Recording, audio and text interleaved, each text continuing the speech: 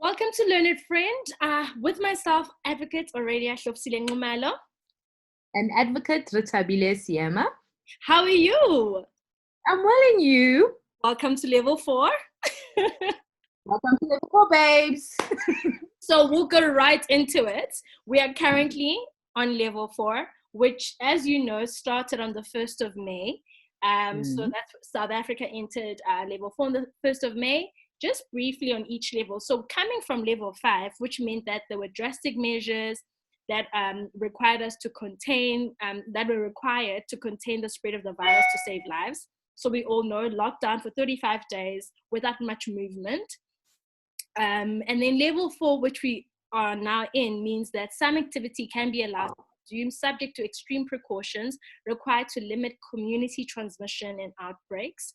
Level 3, which is our next level, involves the easing of some restrictions, including on work and social activities to address the high risk of transmission. Level 2 involves the further easing of restrictions, but the maintenance of physical distancing and restrictions on some leisure and social activities to prevent the resurgence of the virus. And Level 1 means the most normal activity can resume with precautions and health guidelines followed at all times. Wow. Yeah. How long till Level 1? Babes, I don't know. I mean, how long till we exit Level 4? I don't know. Are we going to go back to Level 5? Maybe we can have so many uncertainties. Smoke signals, perhaps. I don't know. You know what? Since the announcement that we would be entering into Level 4, we've seen so many breakdowns and further announcements from the various ministers. And I think one that was of particular interest emanated from the Minister of COGTA, Dr. Nkosazana Dlamini-Zuma, in that she basically decided to overturn the president's initial announcement to lift the ban on the sale of tobacco products. Yeah. And I mean, hey, that came with a lot of, what's the word? Uproar. Animosity? Yeah. Anger? Can you imagine the big happy? Woo! I can smoke. I mean, I think that the biggest issue why these tobacco heavyweights were so displeased is because the president had lifted the ban, and then here comes the minister and says, not yet, hold up, not yet. And I mean, he then saw the Fair Trade Independent Tobacco Association release an announcement and say that they will now be recommencing with the intention to file their civil suit against the government.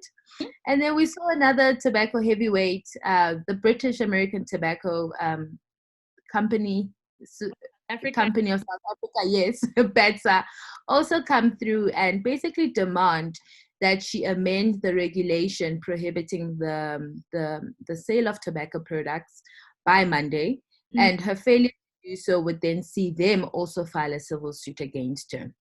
But what I thought was also quite interesting is that further to them also demanding this amendment, they also stated that they were urgently seeking clarity on the decision-making process that led to the government imposing an indefinite ban on the legal sale of tobacco products.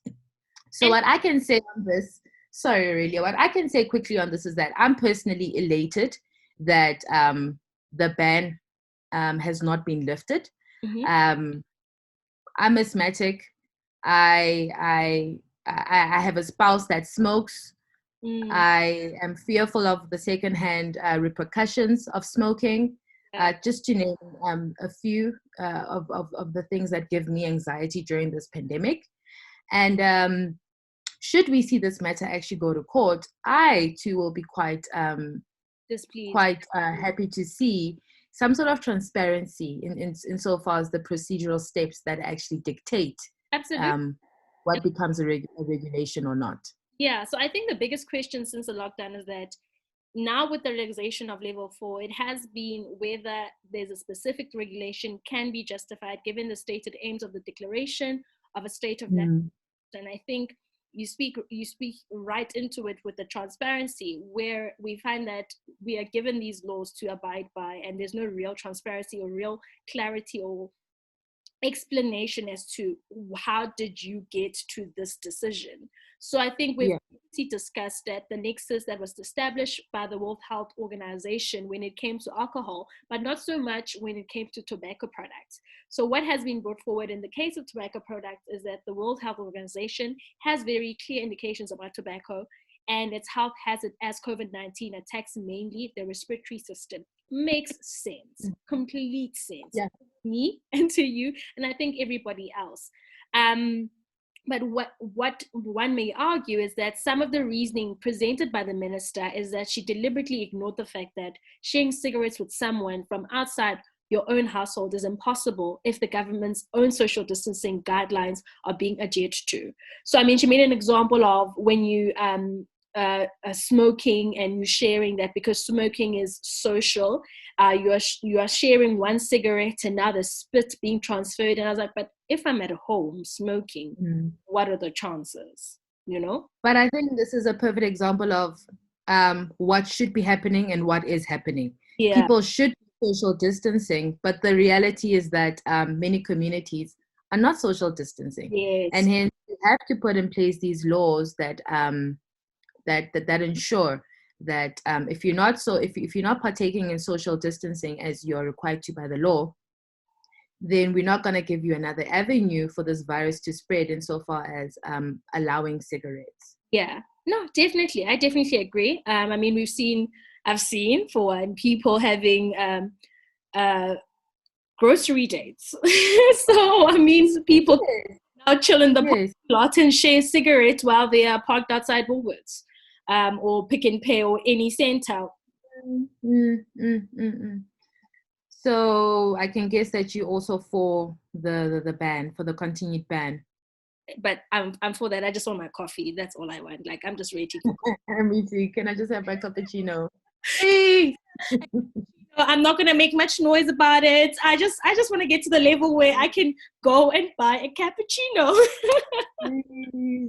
Yeah, I mean, with that said, these are very interesting times, and we will make sure to keep you guys up to date insofar as any developments. I mean, we saw this week how an announcement was made that the ban has been lifted, and then within 4 hours, the ban was no longer lifted, and essentially, we will keep you guys up to date, and as we descend, we don't know if we're ascending, if whether we're descending into the different levels. And application of same will also make sure to discuss and unpack all the legalities pertaining to that. I think again, speed is the new currency right now, and anything happens, we could be sleepy and wake up tomorrow, and what we've recorded actually doesn't even apply. So yeah, we're going to keep our eyes peeled as well, and that's it from us. And that's it for part 1, episode 3. Thank you so much. Hey.